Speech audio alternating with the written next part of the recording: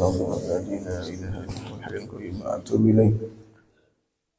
الفاتحة إلى حضرة النبي مصطفى رسول الله صلى الله عليه وعلى آله وسلم كما إلى آله وأصحابه وأزواجه وذريته وأهل بيته أجمعين الأنبياء والشهداء والصالحين ومشايخنا المعلمين إخواننا وصحبه الإمام سيد محمد بن علي بن الحسن وأصحابه وفضلنا جميع المشايخ وجميع تلاميذه بأنه بشر رحمه الله ويولي درجاته في الجنة وينفعنا بأسرارهم وأنوارهم وعلوم وبركاته في الدنيا والآخرة الكنية على ما نبي سلفنا الصالح سيد النبي والنبي سري صلاة الفاتحة أعوذ بالله من الشيطان الرجيم بسم الله الرحمن الرحيم الحمد لله رب العالمين الرحمن الرحيم مالك يوم الدين إياك نعبد وإياك نستعين اهدنا الصراط المستقيم صراط الذين أنعمت عليهم غير المغضوب عليهم ولا الضالين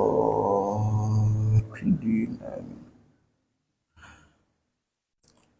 Assalamualaikum warahmatullahi wabarakatuh. Waalaikumsalam warahmatullahi wabarakatuh. Bismillah, masyaallah la yasuqul khair illallah. Bismillah, masyaallah la yasrifus su'a illallah. Bismillah, masyaallah ma kana min ni'matin faminallah. Bismillah, masyaallah la haula wala quwwata illa billah. Alhamdulillahi Rabbil Alamin wa bihi nasta'inu ala umuri dunya waddin wassalatu wassalamu ala ashrafil anbiya'i wal mursalin Sayyidina Maulana Muhammadin sallallahu alaihi wasallam wa ala alihi wa ashabihi ajma'in. Subhanaka la ilma lana illa ma 'allamtana innaka antal alimul hakim wa tub alaina innaka antat tawwabur rahim. وَوَهْدِنَا وَوَفِقْنَا إِلَى طَرِيقِكَ الْمُسْتَقِيمِ وَلَا حَوْلَ وَلَا قُوَّةَ إِلَّا بِاللَّهِ الْعَلِيِّ الْعَظِيمِ. رَبِّ اشْرَحْ لِي صَدْرِي وَيَسِّرْ لِي أَمْرِي وَاحْلُلْ عُقْدَةً مِنْ لِسَانِي يَفْقَهُوا قَوْلِي وَسَدِّدْ لِسَانِي وَاهْدِ قَلْبِي بِحَقِّ سَيِّدِنَا مَوْلَانَا مُحَمَّدٍ صلى الله عليه وسلم وصحبه والآل. اللهم افتح بيننا وبين قومنا بالحق وأنت خير الفاتحين آمين آمين يا رب العالمين. أما بعد. يا أرحم الراحمين يا أرحم الراحمين يا أرحم الراحمين فرج على المسلمين يا أرحم الراحمين يا أرحم الراحمين يا أرحم الراحمين فرج على المسلمين يا ربنا يا كريم يا ربنا يا رحيم أنت الجواد الحليم وأنت نعم المعين يا أرحم الراحمين يا أرحم الراحمين يا أرحم الراحمين فرج على المسلمين وليس نرجو سواك فادرك إلهي دراك قبل الفناء والهلاك يا عم دنيا ودين يا أرحم الراحمين يا أرحم الراحمين يا أرحم الراحمين فرج على المسلمين بجاه طه رسول جد ربنا بالقبول وهب لنا كل سول رب استجبني أمين يا أرحم الراحمين يا أرحم الراحمين يا أرحم الراحمين فرج على المسلمين واغفر لكل ذنوب واستر لكل العيوب واكشف لكل الكروب واكفي أذى المؤذين يا أرحم الراحمين يا أرحم الراحمين يا أرحم الراحمين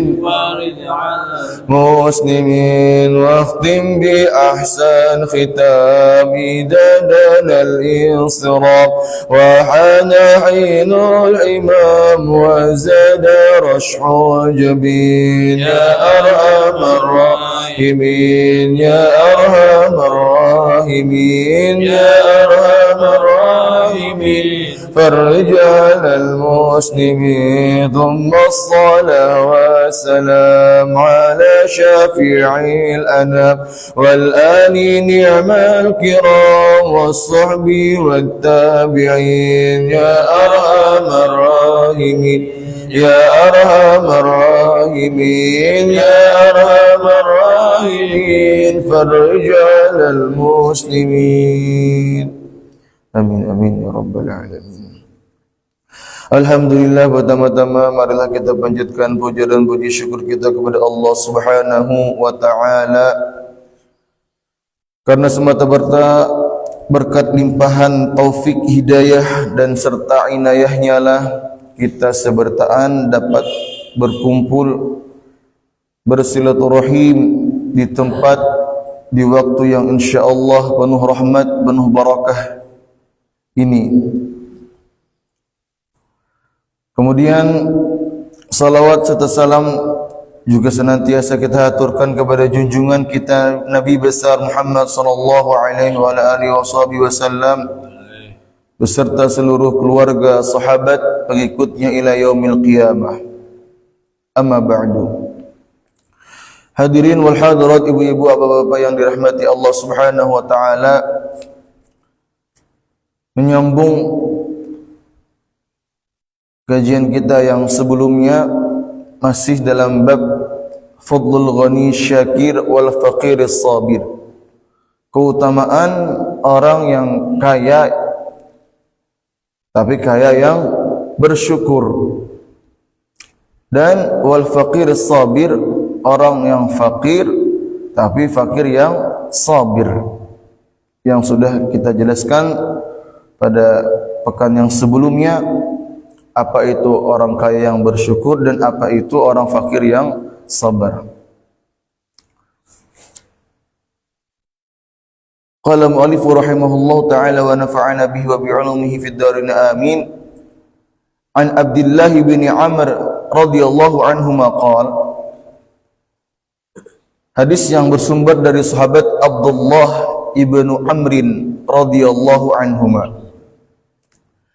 Jadi ulama menisbatkan radhiyallahu anhuma, memberikan gelar, menisbatkan doa kepada sahabat Abdullah ibnu Amrin dengan radhiyallahu anhuma. Artinya sang Abdullah dan ayahnya Amr itu kedua-duanya adalah sahabat Rasulullah. Maka doa yang diberikan disematkan kepada beliau radhiyallahu anhuma. Nah, kalau kita belajar ilmu saraf, ilmu bahasa Arab, huma itu artinya untuk dua orang. Nah, kalau anhu untuk satu orang. Berarti beliau ini Sidin dan Abah Sidin seorang sahabat. Ta'ala sahab mungkin kalau ada khilaf ulun Amr ini Amr ibnul As. Jadi beliau berkata, kuntu inda Rasulillah sallallahu alaihi wasallam yauman. Ya sahabat Abdullah, aku itu suatu hari bersama Rasulullah sallallahu alaihi wasallam. Fatala'at asy-syamsu. Kemudian terbit matahari. Nah, berarti mungkin di waktu pagi setelah subuh. Faqala Rasul sallallahu alaihi wasallam bersabda, Rasul menyampaikan sabdanya.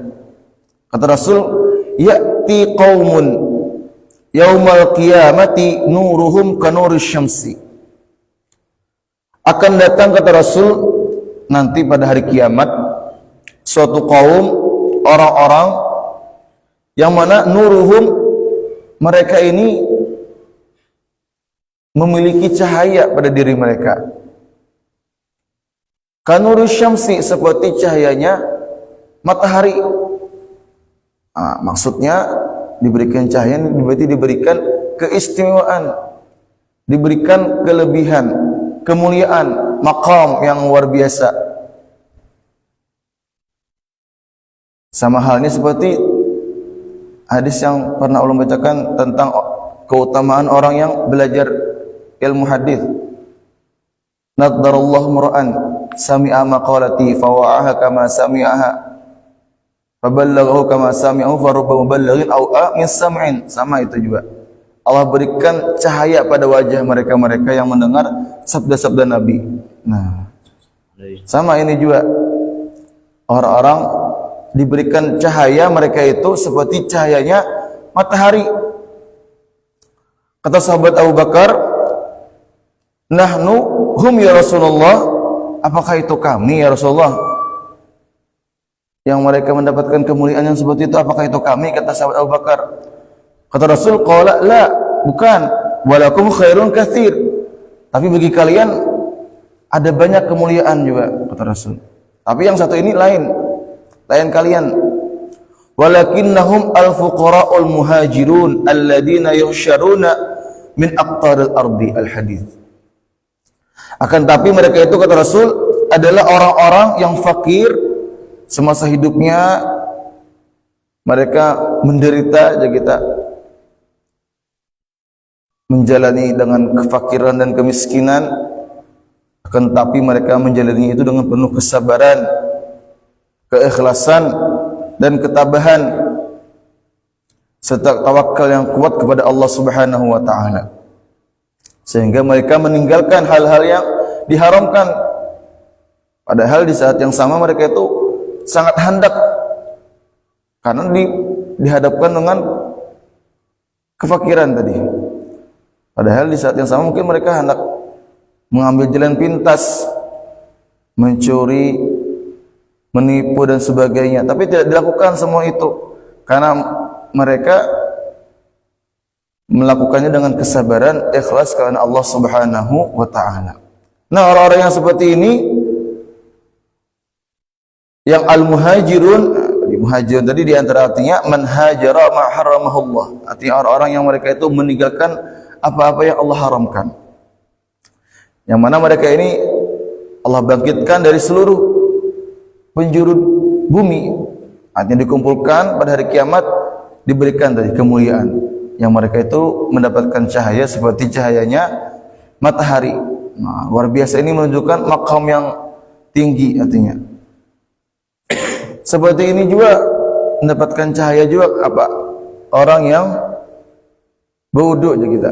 Nah, hurran muhajjalin min atharil wudu. Sama orang yang berwudu ini juga mendapatkan kemuliaan karena pada hari kiamat ada cahaya yang bersinar. Nah, makanya kita berwudu itu dianjurkan apa? Melakukan isbaghul wudu. Isbagh itu artinya apa? Membasuh dengan melebihkan batasan yang wajib. Nah, yang asalnya kita wajib tangan tuh sampai siku, dilebihkan lagi sampai lengan atas. Nah, bisa. Bahkan di antara sahabat itu, sahabat Abu Hurairah, Sidin itu bila membasuh tangan tuh sampai akatiak. Nah, itu untuk Sidin pribadi, Sidin, supaya bercahaya sampai situ juga.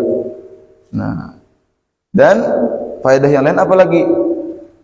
Kata Rasul, man tawadda'a wa ahsana al-wudu kharajat khatayahu kama takhruju min aqtari adfarihi, atau kama qala Rasulullah sallallahu alaihi wasallam. Hadisnya sahih, diriwayatkan oleh Imam Muslim. Barang siapa yang berwudu dan membaguskan wudunya, di antara arti membaguskan wudu yaitu melakukan isbagh. Di antara ulama mengatakan isbagh itu juga dengan membasuh sebanyak 3 kali. Nah, itu termasuk arti isbaghul wudu, membasuh dengan 3 kali. Nah, artinya yang pertama, yang kedua sudah cukup sempurna, ditambahi pulang yang ketiga kali. Nah, ini termasuk memenuhi arti isbaghul wudu, menyempurnakan, membaguskan wudunya. Nah, ini kharajat khotayahu, menggugurkan dosa-dosanya, kesalahannya, sampai-sampai dari tetes-tetes terakhir dari kuku-kukunya itu. Nah, digambarkan oleh Nabi kama takhruju min aqtari azfarihi, tetesan-tetesan dari bawah-bawah kukunya itu. Nah, orang yang berwudu dan melakukan isbagh ini mendapatkan pencahayaan nanti pada hari kiamat. Jadi luar biasa. Makanya penting kita mengetahui ya kah ilmu wudu. Kita sembahyang nih wajib kita mengetahui ilmu sembahyang. Sebelum sembahyang apa yang kita ketahui? Ilmu wudu juga. Rukun wudu yang 6, niat, membasuh muha, membasuh kedua tangan, mengusap kepala, telinga sunnah, membasuh kedua kaki, yang keenam tartib, artinya berurutan. Wajib kita belajar itu, fardu ain hukumnya, sebetaan kita harus tahu. Maka disebutkan dalam kitab itu Fawaidul Mukhtarah, barang siapa yang membaguskan wudunya maka dia membaguskan juga salatnya. Barang siapa yang membaguskan salatnya maka Allah akan perbaiki segala urusan hidupnya, dunia dan akhiratnya. Nah, disebutkan juga kelebihannya orang berwudu ini. Suatu hari datang seseorang, ja'a rajul ila Imam Abil Hasan Asy-Syadzili rahimahullahu taala. Ulama besar, ulama sufi Abil Hasan Asy-Syadzili. Luar biasa. Beliau ini ulama besar tapi beliau ini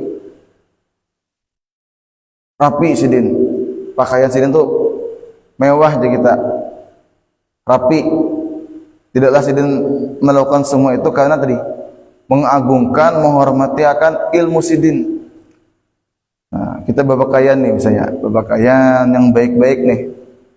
Itu niatkan kita menghargai, menghormati agama kita. Kita sembahyang niat pakai baju yang baik, berharum-harum pulang misalnya. Nah, itu sunnah. Niatnya aja nih yang berbeda, lawan orang yang berdosa nih, ya ada junang berdosa kayaknya. Kalian niatnya tadi apa? Anak sombong, hendak pamer misalnya. Nah, ini kada boleh. Tapi kalau orang niatnya pakaian bagus, berharum-harum supaya apa? Mengagungkan agama Allah. Apalagi niatnya supaya orang yang sembahyang di higa kita nyaman juga. Mungkin kita sembahyang di higa 3 hari kada mandi, bisa juga. Bisa wahin-wahin sembahyang di higa. Nah kembali tadi. Jadi seseorang datang kepada Imam Abil Hasan Asy-Syadzili, hendak belajar tentang ilmu kimia. Jadi ilmu kimia ini ilmu yang dapat merubah sesuatu benda menjadi emas atau perak. Ada dahulu ilmu kimia. Nah, dalam kitab disebutkan kayak itu. Datang kepada beliau. Jadi mulai bahari juga ada orang nang anak subuh itu kan. Mulai bahari juga sampai wah ini. Jarang orang datang lagi lawan tuan guru kayak caranya supaya sembahyang ini lebih khusyuk. Jarang kayaknya. Kebanyakan amalan sugih, penglaris dagangan. Nah itu boleh aja juga, ada apa-apa. Karena itu sebagai wasilah, Bang.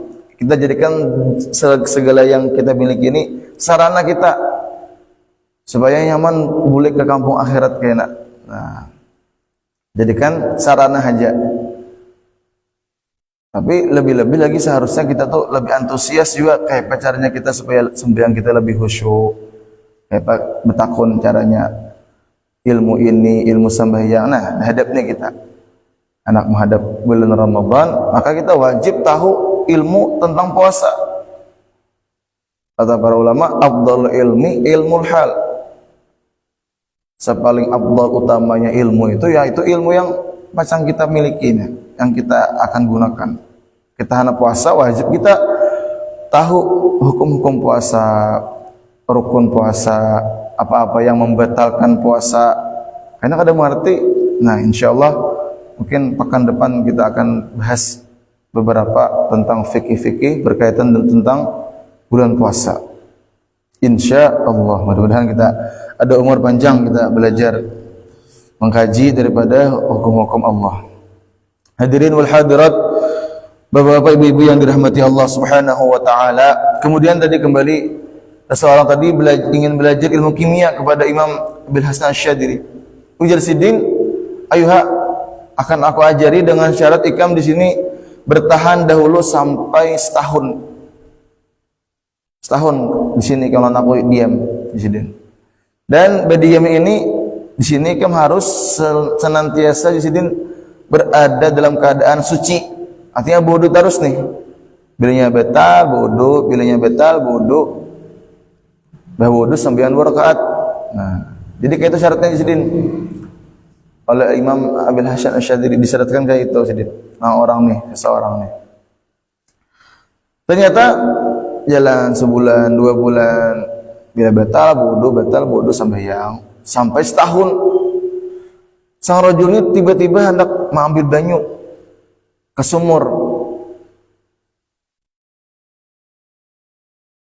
Tatkala ambil banyu ke sumur, beberapa ember pas emas isinya, emas dan perak. Nah, artinya padahal belum diajari lagi nih, belum diajari lagi ilmunya. Cuma karena tadi istiqomah berwudu terus, bila batal wudu sembahyang, bila batal wudu sembahyang sampai setahun, akhirnya dapat tadi emas. Tapi kenapa emas tadi diambilkah? Kada nak mengambil, karena sudah menjalani hakikat yang sebenarnya. Nikmatnya sidinnya tuh kalau beribadah wudu tuh nikmat banget deh. Akhirnya apa? Dibuang aja pulang emas tadi, kada diambil.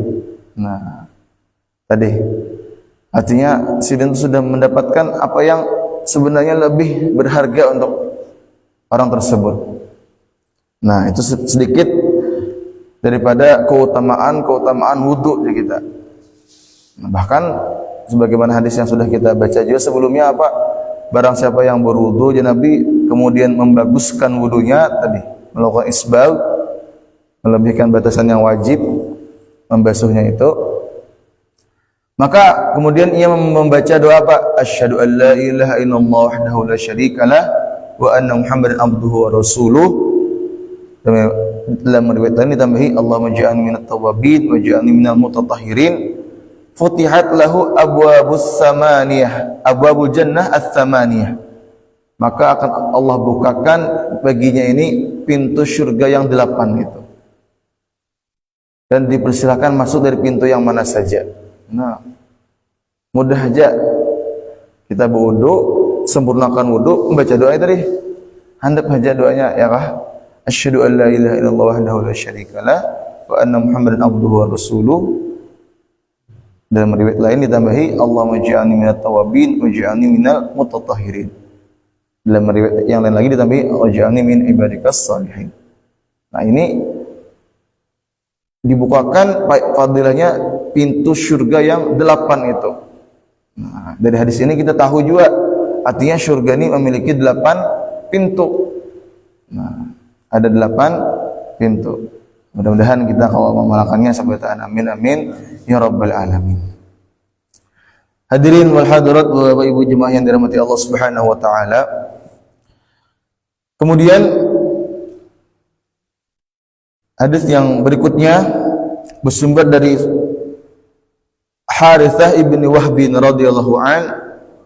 Beliau berkata, sami'tu Rasulullah sallallahu alaihi wasallam annahu yaqul, ala ukhbirukum bi ahlil jannah. Kata Rasul, apakah kalian mau aku beritahukan, kata Rasul, tentang penghuni surga, kata Rasul. Tentu sahabat ini pasti menjawab, bala, tentu ya Rasulullah. Kata Rasul, kullu dha'ifin mustad'afin, yaitu orang-orang yang lemah dan orang-orang yang dianggap lemah. Nah, jadi mungkin semasa dunia ini dipandang sebelah mata oleh orang lain. Nah, mungkin statusnya rendah di hadapan manusia nih, lain di hadapan Allah Ta'ala. Orang biasa misalnya, orang miskin, orang fakir, orang yang lemah tadi dianggap lemah oleh manusia. Tapi lau yuqsimu 'alallahil abarrahu, kan tapi mereka ini kata Rasul, jikalau mereka itu bersumpah kepada Allah, maka Allah akan penuhi sumpahnya ini. Orang harat padahal.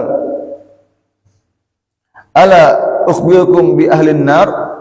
Kemudian setelah Rasul tadi menyampaikan di antara tanda-tanda atau ciri-ciri kriteria penghuni surga itu, Rasul kemudian menawarkan lagi, apa kalian mau, kata Rasul, aku habarkan tentang penduduk neraka itu, ahlin nar. Kata Rasul, kullu utullin jawadin mustakbirin, yaitu orang-orang yang kasar kita, utul, kasar, hatinya itu keras aja kita, dan orang di saat yang sama ia juga orang yang mustakbir, orang yang sombong. Nah, perangainya itu kasar, hatinya itu keras, sombong pulang. Nah, ini tanda-tanda ciri-ciri penghuni neraka, kata Rasulullah SAW. Waqad bayyana sallallahu alaihi wasallam haqiqatal ghina wa haqiqatal faqri biqaulihi li Abi Darin radhiyallahu anhu. Kemudian Rasul juga menjelaskan sallallahu alaihi wasallam tentang hakikat al-ghina, kekayaan itu, dan hakikat fakir, apa yang dimaksud dengan kekayaan dan apa yang dimaksud dengan kefakiran dengan arti yang sebenarnya. Rasul menjelaskan kepada salah satu sahabatnya yang bernama Abu Dzarrin radhiyallahu anhu. Kata Rasul, "Ya Abu Dzarrin, wahai Abu Dzar, atara kathratal mali huwal ghina?" Apakah menurutmu orang yang memiliki banyak materi dunia, banyak harta itu orang yang kaya? Itukah yang dimaksud dengan kekayaan? Kata sahabat Abu Dzar, "Qultu, na'am ya Rasulullah." Inggih. Ini iya, kata sahabat Abu Dzar. Apalagi dijadikan? Qala, kata Rasul, "Fatara qillatal mali wal faqru?" Apakah yang kau lihat pendapatmu itu orang yang sedikit harta itu orang yang fakir? Qultu, na'am ya Rasulullah. Kata sahabat Abu Dzar, inggih. Qala innamal ghina ghinal qalbi wal faqru faqrul qalbi, al-hadits. Nah, Rasul menjelaskan sesungguhnya yang dimaksud yang sebenarnya dari arti kekayaan itu adalah ghinal qalbi, orang yang kaya hatinya. Nah, orang yang kaya hatinya.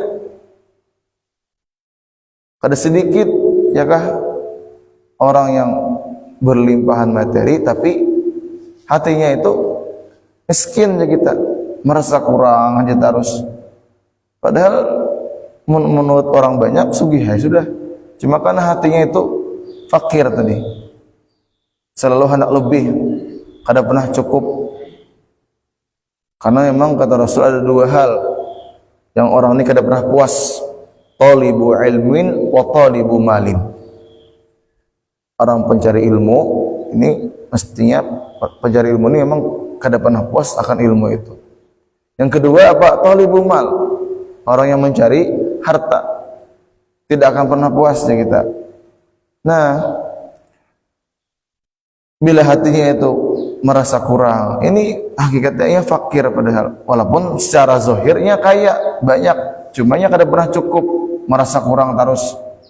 Sebaliknya wal faqru faqru qalbi tadi, dan kefakiran yang sebenarnya itu yaitu hatinya yang fakir tadi. Sedangkan kekayaan yang sebenarnya adalah hatinya yang kaya, merasa cukupnya, qanaah. Kata Rasul, al-qanaatu kanzun la yafna. Sifat qanaah, menerima apa adanya. Ya orang Jawa itu apa? Logowo gitu. Menerima apa adanya. Nah, ini merupakan kekayaan yang sebenarnya. Bahkan boleh jadi orang yang hendak bersedekah nih misalnya, mungkin dia bisi duit 100.000, 100.000. Artinya kan orang miskin, berarti bisi harta 100.000 aja orang nih. Secara pandangan masyarakat umum nih orang miskin. Tapi boleh jadinya waninya menyumbang 50.000 tuh. Misalnya diminta oleh gurunya misalnya 50.000 unjuknya dengan Pak Guru kan misalnya nih contoh unjuknya 50.000 artinya ini sudah bersedekah separuh daripada hartanya 50% dari hartanya waninya. Coba orang sugih total hartanya 100 miliar misalnya belum tentunya wani menyumbangkan 50 miliar itu setengah pada hartanya itu belum tentu wani ya kalau amal 50.000 dari wani padahal itu separuh hartanya juga tuh orang miskin misalnya separuh hartanya sedangkan orang yang sugih yang bisi harta 100 miliar misalnya belum tentu wani nyumbang 50 miliar berpikir 1000 kali hanya kalau gitu. Nah padahal sama-sama 50% sama-sama separuh harta tapi yang ini mampu hajanya. Nah boleh jadi yang ini lebih harap yang miskin ini hanya mampu memberikan bersedekah separuh hartanya daripada kekayaannya. Ada yang sugih belum tentunya wani. Nah makanya kata Nabi kekayaan yang sebenarnya itu adalah ghinal qalbi wal faqru faqrul qalbi. Hadis yang terakhir dari bab ini an Fadalah ibni Ubaid radhiyallahu an Rasulullah sallallahu alaihi wasallam kana idza shalla bin nas yakhiru rijalan min qamatihim fi shalah min al khassasah. Jadi suatu hari Nabi ini sembahyang bersama jamaah para sahabat. Ternyata saat itu ada beberapa orang itu yakhiru pas sembahyang itu gugur. Tarabah aja kita. Pas sembahyang itu gugur. Kenapa? Minal khassasah, ay minal ju'. Tersebut karena saking laparnya nih. Sebagian sahabat tuh sembahyang tuh tak gugur. Saking laparnya aja kita. Jadi betis nih kadang-kala lagi menumpuk. Wahum ashabus suffah. Nah, jadi mereka ini adalah ashabus suffah. Ashabus suffah ini orang-orang yang pendatang dari luar Madinah yang tujuannya khusus untuk menimba ilmu dari Rasulullah SAW. Jadi kada ada gawian apa, kada ada cari duit, kada ada. Gawiannya ya mencari ilmu tadi. Termasuk diantaranya ashabus suffah ini sahabat Abu Hurairah, Abdurrahman bin Sakhrin. Nah, beliau ini dari Yaman, jauh datang ke Madinah untuk belajar. Tak gugur sembahyang saking laparnya. Hatta yaqul Arab, sampai orang-orang saat itu ada yang berkata, mungkin orang-orang yang ya orang-orang Badawi, mungkin Arab atau orang-orang yang sahabat yang lain, haula'i majanin aw majanun, mereka ini orang gila. Kenapa nih kisahnya? Sembahyang gugur nih kisahnya. Nah, fa idza sallallahu insarafa ilaihim, tatkala selesai sembahyang Nabi ini berpaling kepada mereka menjelaskan. Kata Rasul, faqala law ta'lamuna ma lakum indallah la ahbabtum an tazdadu faqatan wa hajatan. Jikalau kalian ini para ashabus suffah ini orang-orang yang miskin, orang yang fakir yang saking laparnya ini tak gugur sembahyang. Jikalau kalian mengetahui, kata Rasul, apa yang bagi kalian, apa yang akan menjadi hak kalian di sisi Allah kaina, maka la ahbabtum, pasti kalian itu akan hendak lagi supaya antasdadu, bertambah faqatan wa hajatan, bertambah fakir, bertambah lagi. Wah, saking haratnya kaina kalian tuh pasti hendak lagi tambah fakir lagi, tambah berkekurangan lagi, saking luar biasanya. Nah, Rasul ini berpandir bukan berarti hendak supaya menghibur saja. Kada. Ingat kita, Nabi ini ma yantiqu anil hawa, tidak berpandir, tidaklah berbicara sesuai dengan kemauan beliau, melainkan in huwa illa wahyun yuha. Apa yang Rasul sampaikan itu murni wahyu daripada Allah Subhanahu wa taala. Nah, jadi ini banyak kemuliaan, keutamaan orang-orang yang fakir dan orang-orang fakir yang bersabar dan orang kaya yang bersyukur. Nah, mudah-mudahan kita Allah mampukan, Allah berikan hidayah, taufik, inayahnya agar segala kita senantiasa mampu bersyukur dan bersabar dalam menjalani kehidupan kita di dunia ini.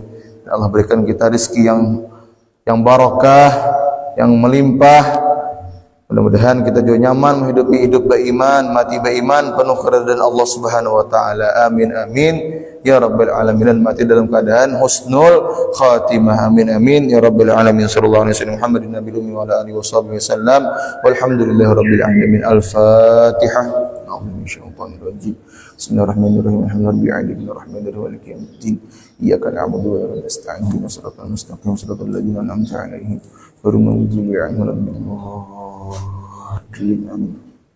Bismillahirrahmanirrahim. Alhamdulillahirabbil alamin. Fi kulli hal.